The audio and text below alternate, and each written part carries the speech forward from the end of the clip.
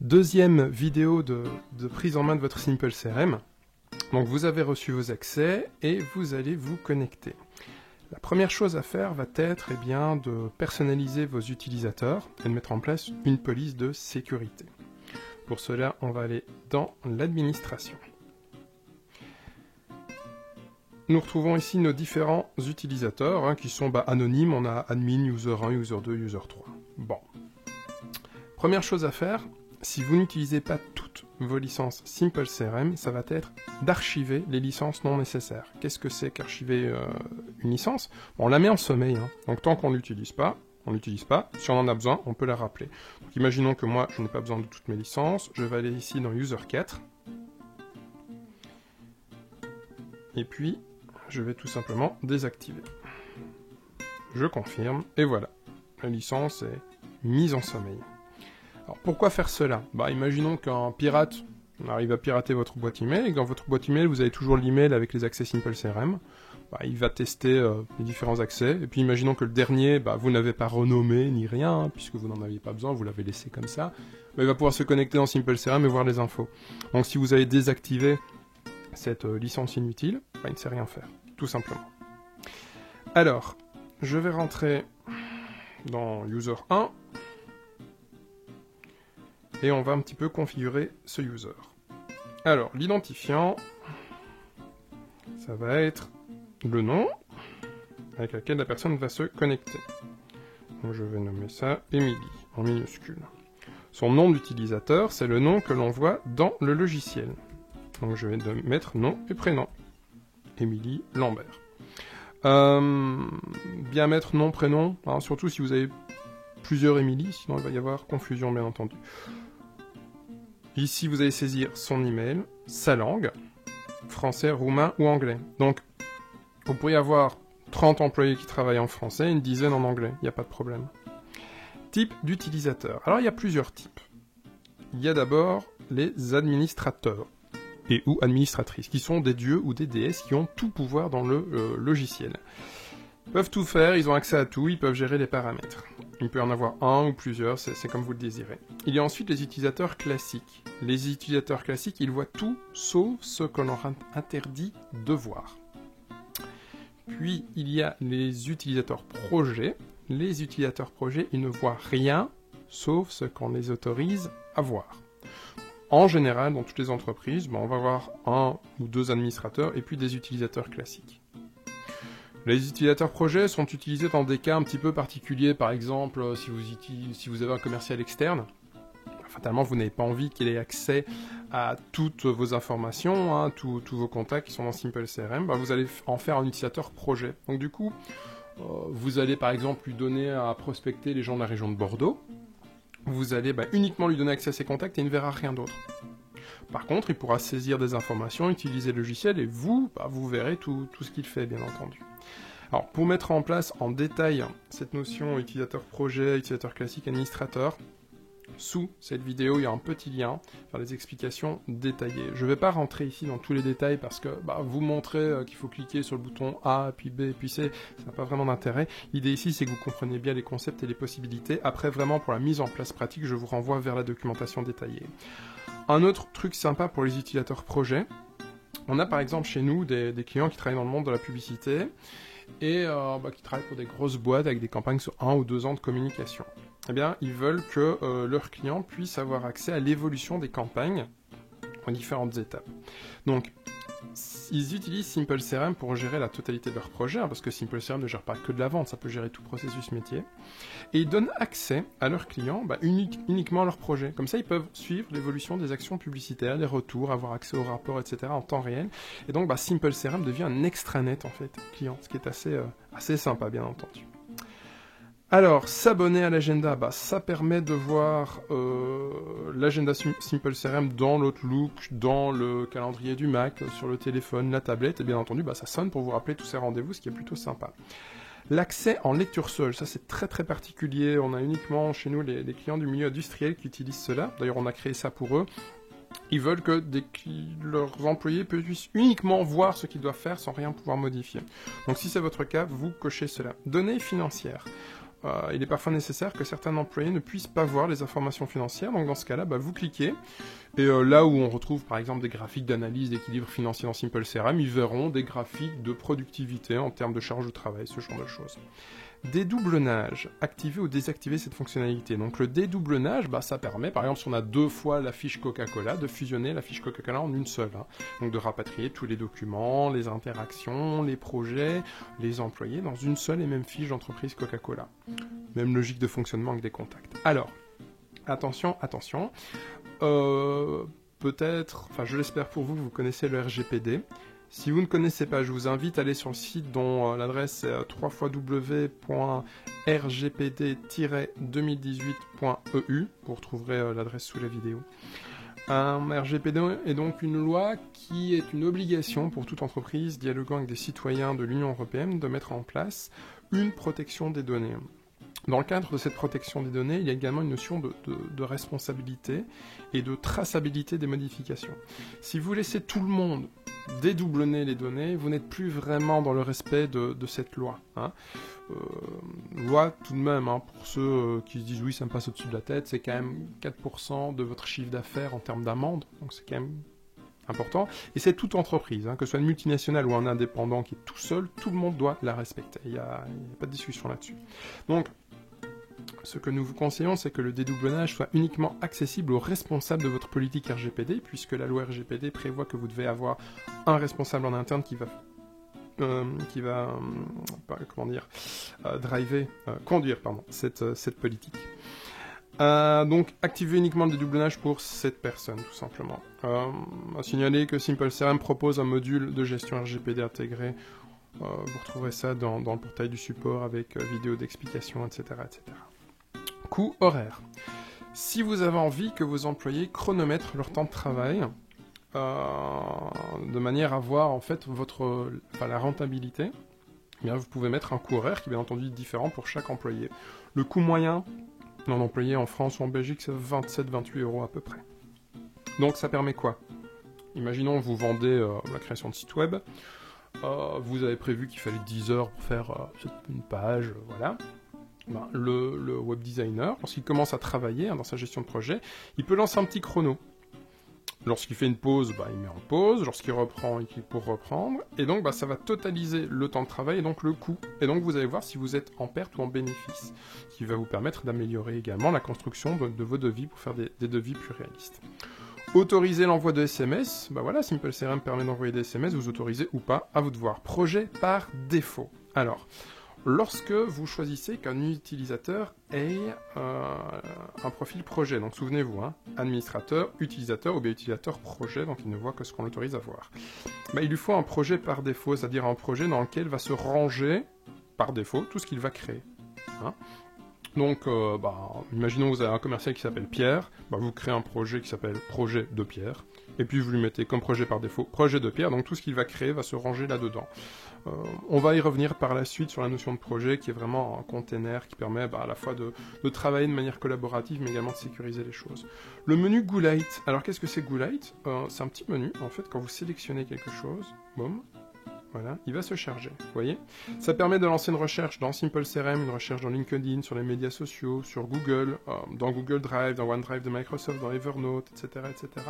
Donc moi, typiquement, quand j'ai rendez-vous avec quelqu'un, je sélectionne son nom, et puis je clique sur LinkedIn pour voir sa fiche LinkedIn, si elle n'était pas déjà renseignée dans Simple CRM. Ça, je sais un petit peu mieux à qui je m'adresse. Il y a des gens que ça dérange de voir apparaître ce menu, donc on peut le décocher. Au redatage automatique, je vous conseille de le laisser en place. Qu'est-ce que c'est le redatage? Je vais vous montrer parce que ce sera plus efficace, ce sera directement plus parlant. Donc je vais ouvrir une deuxième tabulation. Voilà. Si j'ajoute une interaction, on voit que administrateur a créé le 15/1/2018 à 11h18 l'interaction. Si je la passe par exemple en achat, prise de contact, vous voyez que j'ai changé le type pour le placer en achat. Ok. Si je le place maintenant en téléphone, appel sortant, tentative 1, échec. Vous voyez? Donc le principe de l'horodatage, ça horodate chacune des actions que l'on fait par rapport à une interaction. Pas de panique, on va revenir en détail par la suite dans une autre vidéo sur la notion d'interaction. Ça sert à quoi? Tout simplement, vous avez ici donc les petites notes. par rapport à cette interaction. Et donc ces notes, je fais toujours le parallèle avec le journal de bord du capitaine du bateau. Hein. Tout ce que le capitaine écrit, c'est la vie du bateau, de l'équipage, tout ce qui se passe. Bah, ici, c'est la vie de votre interaction. Ça veut dire que si dans 6 mois, par exemple, le client vous dit « Oui, je suis hyper intéressé, mais j'ai pas le temps, rappelez-moi dans 6 mois », vous cliquez, boum, au redatage, vous écrivez « Le client est intéressé, mais il n'a pas le temps, le recontacter dans 6 mois », boum, vous changez la date, vous placez ça dans 6 mois, tac, tac, tac, tac, tac, tac, tac, tac, voilà, boum, je sais bien, je fais plus que 6 mois, mais c'est juste voilà, faut pas commencer à chercher dans le calendrier la date exacte dans 6 mois, c'est pas très intéressant. Bref, dans 6 mois, ça apparaîtra dans mon calendrier du jour, c'est envoyé dans un petit rappel d'email du matin des choses que je dois faire, ça sonne sur le téléphone et la tablette, et grâce aux petites notes horodatées, je sais tout ce qui s'est passé. Je n'ai qu'à lire et j'ai toute la trame de la relation. Donc vraiment, le redatage automatique me permet d'avoir une traçabilité, donc une visibilité sur tout ce qui se passe. Alors je retourne dans mon petit utilisateur là. Voilà. Donc laissez le redatage. Logiciel de messagerie. On va y revenir en détail par la suite, parce qu'il y aura une vidéo vraiment consacrée à la gestion des emails. Mais donc logiciel, quel logiciel écrivez-vous pour écrire les emails du Gmail, de l'Outlook, de 2003, alors on a mis 2010, mais si vous avez des versions supérieures, c'est bon aussi. Thunderbird. Si vous êtes sous mail de Mac, prenez Thunderbird. Pardon, Thunderbird. Beaucoup plus joli comme ça. Voilà. Recherche webmail. On y reviendra par la suite, mais SimpleCRM peut appeler votre serveur email pour voir directement tous les emails échangés avec une personne, donc c'est assez sympa. Type d'interaction autorisée. Alors, SimpleCRM, on ne gère pas que de la vente. Hein. Vous voyez ici, par défaut, on gère des achats, de l'administratif, du marketing, du support, de la vente, du projet, etc., etc., etc. Vous pouvez également créer vos propres processus métiers. Par exemple, on a des clients dans le milieu de la publicité. En général, ces gens vont créer un processus pour la création des visuels. Donc réception du visuel du client, création de maquette ou de planche tendance. L'étape suivante, ça va être de faire valider la maquette ou la planche tendance, de créer le visuel final, de l'envoyer au client et ensuite de faire signer un bon de tirage de validation au client. Voilà, ils vont se créer un processus métier spécialisé. On a des clients par exemple qui font de la recherche scientifique et qui gèrent leur processus de recherche en laboratoire. Donc vous pouvez vraiment créer tout ce que vous voulez, vous pouvez tout modéliser. Donc SimpleCRM est un espace numérique de travail collaboratif complet. Cependant, si un commercial, lorsqu'il crée sur ajouter une interaction, je vais le faire, boum, ajouter une interaction, et que le commercial dans les types, il voit tout ça, il va dire non mais attends, le logiciel là il me ressemble pas, c'est pas du tout mon métier, moi je fais que de la vente. Ok, s'il ne fait que de la vente, dans son profil, vous cliquez sur la petite croix pour enlever achat, vous cliquez pour enlever administratif, vous enlevez marketing, vous enlevez support, vous enlevez projet, vous laissez privé. Parce que privé, ça va être quand il va être en vacances, ou quand il va aller chez le dentiste. Vous enlevez livraison, logistique. Voilà, tout simplement. On va laisser tout de même API. API, qu'est-ce que c'est ? C'est notre système d'intelligence artificielle qui propose en fait à vos commerciaux des leads potentiels, donc laissez-le, c'est plutôt sympa pour eux. Donc voilà, on lui laisse juste vente, privé, email et API. Email, c'est lorsqu'on importe un email dans SimpleCRM, on y reviendra par la suite, et puis l'email, il va le transformer en vente la plupart du temps. Donc voilà, lorsqu'il est créé sur ajouter un nouveau, il ne verra que ces types-là, et donc ça va être quelque chose qui va lui ressembler, donc qui va lui plaire bien entendu. Donc pour chaque utilisateur, vous pouvez préciser les types. Peut supprimer les interactions, décocher. Décocher parce que tout le monde a le droit d'être fatigué, de faire des bêtises. Ça fait 6 mois que vous travaillez sur une interaction avec un client, vous cliquez sur supprimer, boum, ça passe à la poubelle, c'est pas bon. C'est pas bon du tout. Donc décocher, ne les laissez pas supprimer. Peut modifier la date de mise à jour. Alors qu'est-ce que c'est la date de mise à jour ? Ça sert entre autres... Imaginons que là, vous voyez, date de mise à jour. Imaginons que j'ai reçu le contrat signé, et que le contrat, en fait, il a été signé le 9 janvier, date de signature. Je vais le mettre ici, date de mise à jour 9. Comme ça, je garde la date de signature réelle. Voilà. Vous pouvez laisser activer ça, la date de mise à jour. Peut exporter les données, jamais. Jamais au grand jamais. Ça veut dire que n'importe qui pourrait partir faire une requête dans SimpleCRM et puis faire un export en CSV. C'est un risque pour votre entreprise et c'est un viol également du RGPD. Cependant, le responsable RGPD doit pouvoir faire cela. Pourquoi ? Parce que dans la politique RGPD, il est dit que tout citoyen européen peut demander à une entreprise une copie des informations qu'il a à son sujet. Donc, dans copie d'information, il y a tout l'historique, tout simplement, tout ce que vous avez fait, chaque fois que vous lui avez passé un coup de téléphone, etc. Si c'est stocké dans Simple CRM, vous devez lui donner accès. Donc, votre responsable RGPD doit pouvoir faire l'export. Limitez la liste des interactions à J-90, J+90, laissez cocher. À quoi ça sert ? C'est une question de performance. Ceci en fait définit la plage de synchronisation avec le téléphone entre autres. Donc si vous laissez à l'infini et que vous avez des interactions déjà planifiées sur 3, 4, 5 ans, ça arrive. Par exemple chez nous, les responsables de facturation planifient les renouvellements de facturation sur 5 ans. Donc ça fait une charge évidemment énorme, ce qui veut dire lorsque vous faites de la synchronisation avec le téléphone, c'est très lent. Extrêmement lent. Et puis ça mange aussi une certaine bande passante sur votre forfait mobile. Donc voilà, limité. Tri par défaut dans la liste des interactions. Vous choisissez date de début ou bien date d'échéance. Personnellement, je travaille sur date de début, je préfère. Il y en a qui préfèrent travailler en termes de deadline. Alors, ça vous parle pas beaucoup évidemment quand je dis ça. Attendez, je vais juste sauver. On va mettre une échéance. Voilà, je vais faire enregistrer. Boum. Voilà, si je vais ici, vous voyez, la clé de tri est la date de début par défaut et non l'échéance. Après, vous pourriez fort bien choisir par sujet, par échéance, date, utilisateur, par priorité, par état. Vous voyez, à chaque fois, il y a des petits tirets là qui se mettent. Comme ça, vous savez quelle est votre clé de tri. Mais par défaut, je vous conseille date de début. Rappel des rendez-vous par email. Donc, Simple CRM a la possibilité d'envoyer des emails de rappel pour éviter que les gens vous posent des lapins. C'est là que vous allez mettre les coordonnées. Donc, vous allez mettre Émilie Lambert, voilà. En dessous, vous allez mettre son email, son numéro de téléphone. Et puis, vous avez des modèles. Il y a déjà un modèle par défaut de rappel de rendez-vous. Vous pouvez créer votre propre modèle ou modifier ce modèle. Ce modèle est bien parce qu'il est tout à fait neutre, très propre, très passe-partout, voilà. Bien compléter les informations. Recevoir l'email récapitulatif par API tous les matins, laissez-le cocher.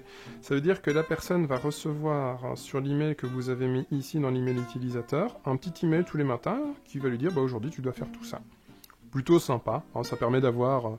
matin, vous êtes dans les transports, vous regardez vos emails, boum, directement, vous avez un résumé de votre journée, c'est sympa. Recevoir des leads par API, laissez actif cela pour les commerciaux, bien entendu, comme ça ils vont recevoir des clients potentiels à contacter, ce qui est plutôt sympa. Les objectifs, peut gérer des objectifs pour lui-même, peut gérer des objectifs pour les autres, tout dépend de son profil. Si c'est un simple commercial, vous décochez, il ne peut rien faire. Si c'est un commercial qui est assez autonome, il peut gérer pour lui-même. Et si c'est quelqu'un qui est chef de département, il peut également gérer des objectifs pour les autres. Ça, c'est à vous de voir. Peut créer, modifier des modèles de projet, peut générer des projets à partir des modèles. On va y revenir par la suite au modèle de projet. Je vous conseille de les laisser cocher parce que ça va laisser plus d'amplitude aux gens. Modèle de document peut créer, modifier des modèles de documents, peut générer des documents à partir de modèles. Qu'est-ce que c'est ? Simple CRM peut créer des documents dans du Word, de l'Excel, du PowerPoint, ainsi que dans les équivalents de la suite LibreOffice, en utilisant tout champ présent dans Simple CRM. Exemple, ça permet de générer par exemple un contrat, un certificat, différentes choses comme ça. Personnellement, je ne trouve pas très prudent de laisser tout le monde aller modifier les modèles. En général, si vous créez des modèles, c'est qu'ils ont en général une importance juridique.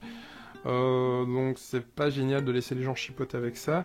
Donc, peut créer, modifier des modèles ? Non. Seule la personne, on va dire, qui va gérer votre Simple CRM, qui va le customiser, le configurer, peut faire cela. Mais sinon non, clairement. Et peut générer des modèles de documents, des documents à partir de modèles, oui, vous laissez, pour qu'ils puissent les utiliser. Voilà. En dessous de cette vidéo, vous retrouverez une série de liens complémentaires, avec des informations sur la sécurisation, sur les paramètres pour les fameux utilisateurs projets, etc., etc. Donc pour aller plus loin, je vous renvoie vers l'exploration de cette documentation. Et puis je vous dis à très vite pour la suite des explications.